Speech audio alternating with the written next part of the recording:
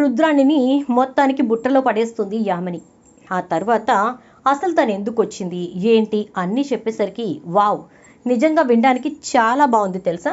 ఆ కావ్యని ఎలా దెబ్బ కొట్టాలా అని చెప్పి ఎన్ని రకాలుగా ప్రయత్నించినా నేను ఒక రకంగా చెప్పాలంటే విఫలమైపోయాననే చెప్పాలి. కానీ ఇప్పుడు నువ్వు చెప్తున్న ఈ మాటను బట్టి క్లియర్గా నాకు ఒకటి అర్థమైంది. ఆ కావ్య జీవితాన్ని నాశనం చేయటానికే నువ్వు వచ్చావని. నీకు ఎలా కావాలంటే అలా హెల్ప్ చేస్తానంటుంది రుద్రాణి. చాలా థ్యాంక్స్ ఆంటీ, నా ప్రేమని మీరు అర్థం చేసుకున్నారు అని చెప్పని. అంటే నీ ప్రేమ కంటే కూడా నేను స్ట్రైట్ ఫార్వర్డ్గా ఉంటాను కాబట్టి కావ్య చావుని నేను అర్థం చేసుకున్నాను అని చెప్పేసేసి అంటుంది ఇక రుద్రాణి. అలా అన్నటువంటి రుద్రాణి మాటలు విని చాలా థ్యాంక్స్, చాలా చాలా థ్యాంక్స్ ఆంటీ అంటుంది యామిని.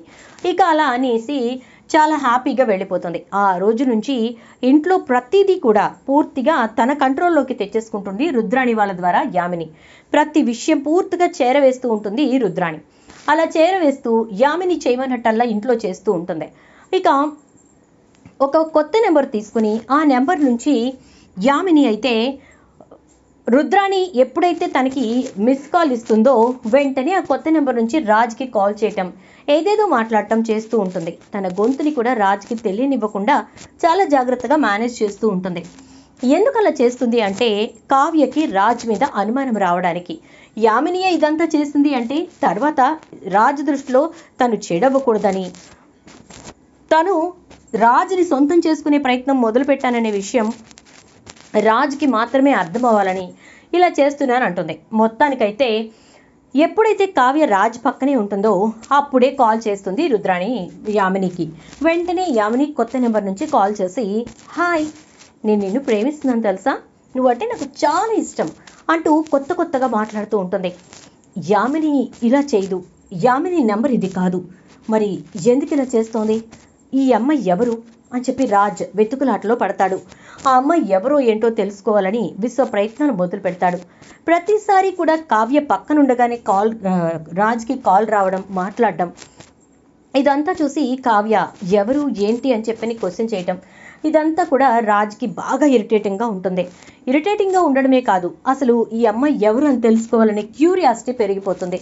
దాంతో ఇక రాజ్ ఆ అమ్మాయి ఎవరు అని తెలుసుకునే ప్రయత్నం మొదలు పెట్టేస్తాడు. అలా మొదలుపెట్టినటువంటి రాజ్కు అవతల పర్సన్ ఎవరో తెలియదు, కానీ కావ్యకి రాజ్కి మధ్య గొడవలు మాత్రం పెరిగిపోతాయి.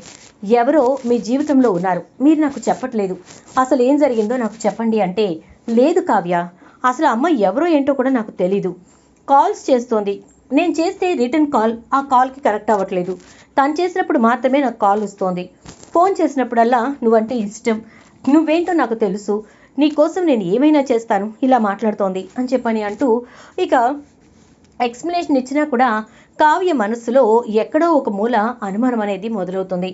ఏదీ లేకుండా ఆ అమ్మాయి అలా అనదు కదా అని చెప్పేసి అనుకుంటూ ఉంటే ఈలోపు ధాన్యలక్ష్మి ఇంకా రుద్రాణి మాట్లాడుకుంటూ ఉంటారు. ఇక వెంటనే కావ్యలో వస్తున్నటువంటి అనుమానాన్ని చూస్తూ వీళ్ళిద్దరూ మాట్లాడుకోవటం మొదలు పెడతారు. ఎంతటి మగాడైనా ఒక్కటే, గట్టిగా ఒక కొత్త ఆడదాన్ని గాలి సోకిందంటే దెంగమని పడిపోతారు అని చెప్పేసేసి అంటూ వీళ్ళు మాట్లాడుకుంటూ ఉండేసరికి ఇక కావ్య ఇదంతా వీళ్ళు కావాలని చేస్తున్నారా ఏంటి అని ఆలోచిస్తూ ఉంటుంది. ఇలాంటి ఆలోచనల్లోకి కావ్య రావాలనేదే రుద్రాణి ప్లాన్. అందుకోసమే ఇంతలా ప్లాన్ చేసి చాలా జాగ్రత్తగా కావ్యని ఒక డైలమాలోకి తీసుకొస్తుంది. ఇక్కడి నుంచి రుద్రాణి ఆట మొదలెడుతుంది. అలా ఆట మొదలెట్టిన రుద్రాణి ఫస్ట్ ఆఫ్ ఆల్ కావ్యకి బిడ్డలు పుట్టరు అనే విషయాన్ని డాక్టర్తో చెప్పించడం ఫస్ట్ ప్లాన్, తన ప్లాన్లో ఫస్ట్ భాగం. దానికోసం వదిన ఎన్నాళ్ళైనా కావ్య ఇంతవరకు ప్రెగ్నెంట్ అయినట్టే లేదు అని అనేసరికి వాళ్ళు ఈ మధ్యనే కదా కాస్త భార్యాభర్తలుగా ఉంటోంది, మరి అన్నీ ఒకేసారి అయిపోవు కదా, కొంచెం టైం వెయిట్ చేయి అని చెప్పానంటే, అసలు ఎందుకన్నా మంచిది ఒకసారి డాక్టర్ దగ్గరికి తీసుకెళ్తే తప్పేమన్నా ఉందా వదినా అంటే, నువ్వెప్పటి నుంచి కావ్య గురించి ఆలోచించడం మొదలు పెట్టావు అంటే, శత్రువు అయినా ఆడతనం గురించి తల్లితనం గురించి ఆలోచించడంలో తప్పులేదు కదా అని చెప్పని అంటుంది. అదేలే నాకు అర్థమైంది అని చెప్పేసేసి అపర్ణ అంటుంది. ఇక ఈలోపు ధాన్యలక్ష్మి, అవునక్క, రుద్రాణి అన్న దాంట్లోనూ తప్పే ఉంది, ఒకసారి కావ్యం తీసుకెళ్లి చూపించు అని చెప్పానంటే, సరే వీళ్ల గోల ఎందుకులే అనేసి కావ్యం తీసుకుని హాస్పిటల్కి వెళ్తుంది అపర్ణ. తన ప్లాన్ వర్కౌట్ అయినందుకు రుద్రాణి చాలా హ్యాపీగా ఫీల్ అవుతుంది. అక్కడికి వెళ్ళాక డాక్టర్ తోటి కావ్యకు పిల్లలు పుట్టరు అని చెప్పించేస్తారు. ఇక కావ్య చాలా దిగులుగా ఉంటుంది. ఏంటిదంతా, ఎందుకు ఇలా జరుగుతోంది అని చెప్పేసి బాధపడుతూ ఉంటుంది. ఇక అలా బాధపడుతూ పూర్తి డైలమాలోకి వెళ్ళిపోతున్న కావ్యని ఇక చంపటానికి ప్లాన్ స్టార్ట్ చేస్తుంది రుద్రాణి. అలా ప్లాన్ స్టార్ట్ చేసినటువంటి రుద్రాణి తను అనుకున్న ప్రకారంగా కావ్యకు ప్రతిరోజు ఏ ట్యాబ్లెట్స్ అయితే కావ్య వేసుకోవాలో ఆ ట్యాబ్లెట్లకి బదులుగా వేరే ట్యాబ్లెట్లు అక్కడ పెట్టి ప్రతిరోజు తను అవి వేసుకునేలాగా ప్లాన్ చేస్తుంది.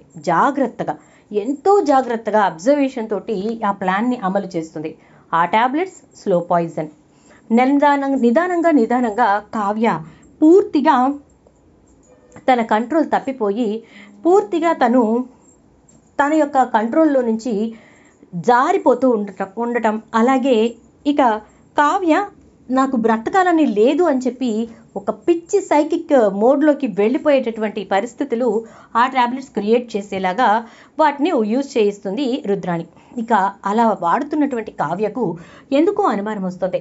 నేను వేసుకుంటున్న ట్యాబ్లెట్స్ కరెక్టేనా అని చెప్పి చూసుకునేసరికి ట్యాబ్లెట్స్ కరెక్ట్గానే ఉంటాయి. ప్రతిరోజు తను వేసుకునే టైంకి ముందు అక్కడ ఏ ట్యాబ్లెట్స్ అయితే తను వేసుకోవాలో వాటిని తీయడం, ఇప్పుడు స్లో పాయిజన్కి సంబంధించిన ట్యాబ్లెట్లు అక్కడ పెట్టడం, ఇలా చేస్తూ ఉంటుంది రుద్రాణి.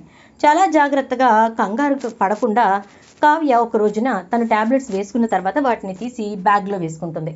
అలా వేసుకుని డైరెక్ట్గా మెడికల్ షాప్ దగ్గరికి వెళ్తుంది. అలా వెళ్ళేసరికి అక్కడ మెడికల్ షాప్ వాళ్ళు అవి చూసి, ఇదేంటి మేడం, ఇవెందుకు వాడుతున్నారు అంటే, అదే నాకు అర్థం కావట్లేదు, ఇవి వేసుకుంటున్న దగ్గర నుంచి నా హెల్త్లో చాలా ఇష్యూస్ వచ్చాయి అని చెప్పగానే ఇక అప్పుడు వాళ్ళు, ఇవి స్లో పాయిజన్కి సంబంధించినవి, మొత్తం 3 రకాలు అవే మేడం, ఏది వాడినా కూడా మనిషి నెమ్మదిగా క్షీణించిపోతారు, ఆ తర్వాత పిచ్చి స్టేజ్లోకి వెళ్ళిపోతారు అని చెప్పేసరికి ఇక ఒక్కసారిగా కావ్య షాక్ అయిపోతుంది. ఇదంతా ఎవరు చేస్తున్నారో గమనించాలని చెప్పేసి ఇక అపర్ణ దగ్గరకు వెళ్ళి విషయం చెప్తుంది. అయితే ఇదంతా కావాలనే జరుగుతోంది కావ్య, నువ్వు జాగ్రత్తగా ఉండు అంటుంది. అనుకున్న ప్రకారంగానే ఆ ట్యాబ్లెట్స్ తెచ్చి అక్కడ పెడుతుంది. తర్వాత ఎవ్వరికీ కనిపించకుండా, రుద్రాణికి కూడా తెలియకుండా గదిలో సీసీ క్యామ్ పెడుతుంది. ఆ క్యామ్లో క్లియర్గా రుద్రాణి రావడం, తను ట్యాబ్లెట్స్ వేసుకునే టైంకి అక్కడ నుంచి ఆ ట్యాబ్లెట్స్ తీసి వేరే పెట్టడం, అది పూర్తిగా రికార్డ్ అయిపోతుంది.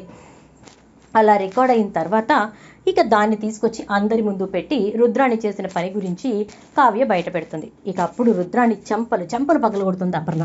ఛీ, మనిషివే నువ్వు, అసలు పశువే నువ్వు అని చెప్పేసి ఇంకా అలా తిడుతూ కొడుతూ ఉండేసరికి ఈలోపే రుద్రాణి ఫోన్ మోగుతుంది. అలా మోగేసరికి ఆ ఫోన్ కాస్త అదే టైంలో రాజ్ చేతిలో ఉంటుంది. ఎందుకంటే టీపాయ్ మీద పెట్టి అపర్ణతో మాట్లాడుతూ ఉండగా వాళ్ళిద్దరి మధ్యన హీట్ డిస్కషన్ స్టార్ట్ అయిపోవడంతో ఫోన్ తీసుకోదు రుద్రాణి. ఇక ఆ ఫోన్ని రాజు తీసేసరికి యామిని అని పడుతుంది. ఇక ఫోన్ లిఫ్ట్ చేస్తాడు రాజ్. కంగారు పడిపోతూ ఉంటుంది రుద్రాణి.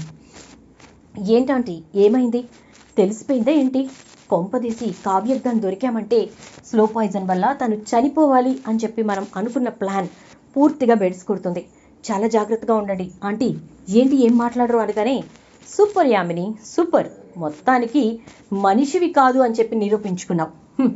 చిన్నప్పుడు నీ కుక్క నీ మాట వింటలేదని చంపేసిన బాపత కదా నువ్వు, అందుకే మనుషుల్ని కూడా చాలా ఈజీగా చంపేస్తావు అంటూ రాజ్ అంటూ ఉండేసరికి యామిని ఒక్కసారిగా షాక్ అయిపోతుంది.